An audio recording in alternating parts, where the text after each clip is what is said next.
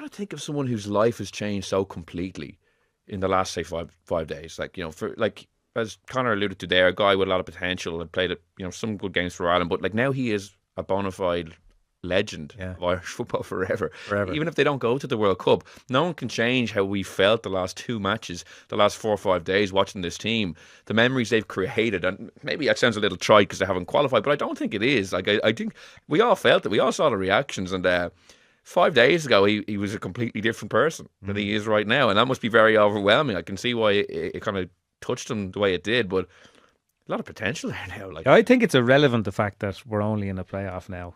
I think the moments were the thing. Like, we haven't had any moments from that team for so long, and we've been crying out for it. And it's only when you experience them you realise how few that they've been, and how enjoyable and how stirring they are when they kind of come about. That McLean moment, though, he won RT Sports Personality of the Year that year, but that moment has died in the subsequent years. But that's not a touchstone, a cultural touchstone, even though at the time it actually did feel like a big thing. But I do agree with you. I think this is different. This one feels... It's just because there was two of them in a week, and it's not just nicking a 1-0. Beat Portugal in Lansdowne, went away and came back twice over. I mean, that's... We don't have a long and illustrious sort of history of results like that. It's the one thing I've ever disagreed with Hamer Hallgrimsson on, where he said afterwards, it's not about trying to find heroes. I was like, it is.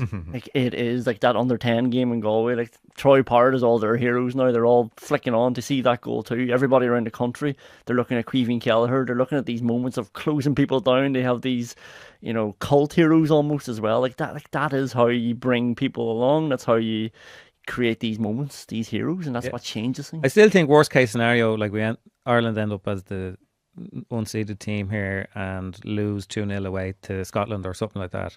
I still think that these moments will resonate. I think there's enough distance, just even in terms of time, and they're significant enough just in the establishing of that relationship between the public and the team, that they will resonate. Like, it will obviously, if it's the start of something that ends up in America, then it will become, Alan McLaughlin and Windsor Park or whatever. But I still think that they stand alone as kind of moments. Like, we've seen some amazing moments for Irish sport this year, but that tops the lot, I think. It's one of the greatest moments in Irish sporting history. Just the instant rush it gave everyone and the reaction. It'll stand the test of time. The parallels with the Niall Quinn knockdown to Robbie Keane in 2002, and that's probably the last big similar moment potentially. Like, I was 10 when that happened. I'm 33 now. Like, it's been a long time. We're waiting for something like this to grab you and send the whole nation into euphoria. Like I mentioned a few other moments earlier in the Robbie Brady one. I don't know, they all were great in their time, but I feel like... It's so funny you say that, because I feel bad about saying that about Robbie Brady's one, or even McLean scoring away in Wales. This blows them out of the water. Oh, I don't know about the Robbie Brady. I know, and I'm not going to argue with anyone. Like, if you prefer the Robbie Brady one, you do. It's subjective. It's a feeling. It's a gut feeling. Like, it just blows it out of the water. I think we had that though. Like, it got us through to the next round. I know it did. But we were in the Euros in the first place. Like, this was such a shock. The big point about this is that, like, there's enough people playing football in this country that, we were going to have an upsurge at some stage in how competitive we are. The team was going to improve. Maybe it was going to be next year or the following year, but the team was going to get better. But to go from where we were to what it looks like we've been for the last 2 days, that's extraordinary. It felt like there was no guarantee of that, though. That was the point. Like, it felt like there was a possibility this could drift and drift and drift, and that we might... There was, but what I'm saying is that, the law of averages, there's enough people playing football that they're going to get slightly better at some stage. Yeah, but you didn't think it was going to be the crowd that were beaten 10 weeks ago, whipped by Armenia and Yerevan, who were going to do it, Portugal and then Hungary. It's just the shock factor. It's the shock factor in terms of this group, as in they were so dead in Yerevan, and it's the shock factor in that at 2-1, I just kind of thought they were dead. And even at 2-2, once Johnny Kenny, who was very good by the way, once he missed that chance, I thought.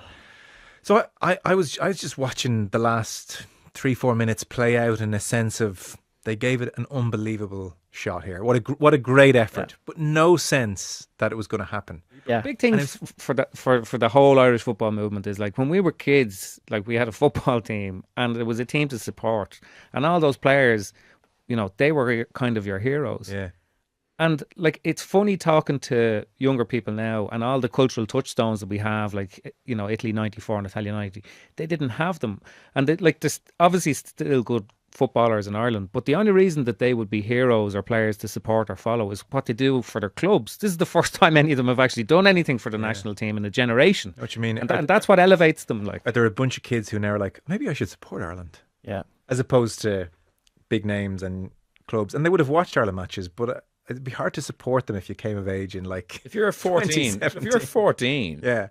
the last 8 years, so you would have been 6 then. Yeah. You probably have you've no memory of Ireland doing anything meaningful. Hard to worship that 14 isn't that young, you know. You're watching sport for a long time, but they haven't been able to. you'd be listening to grab the on. conversations and things like this, going, where did these people get their notions from that this team should be anything other than what they are? Like, This is probably what makes it stronger now, because the unexpected nature of it. Like 2002, the team's amazing. Like when we beat Saudi Arabia, well, I feel like if we went to play Saudi Arabia with this team, we would still just be behind them. Come on, lads, give it your best shot. We expected to beat Saudi Arabia by 2 goals to go through in the World Cup. That was expected. 2016, the team was way better than it was over the last 8 years. Now it's like everybody appreciates what Joe's saying. Like just the effort at 2-2. Fair play to these boys for giving it a rattle. We took it right down to the last second. And now I feel like there's a connection, and the players feel that now as well. They feel that the fans are behind them. And it's like, what's the line of the Gladiator? Win the crowd and you'll win your freedom. And it's like, that is now, everybody is sort of all in together, which is so powerful.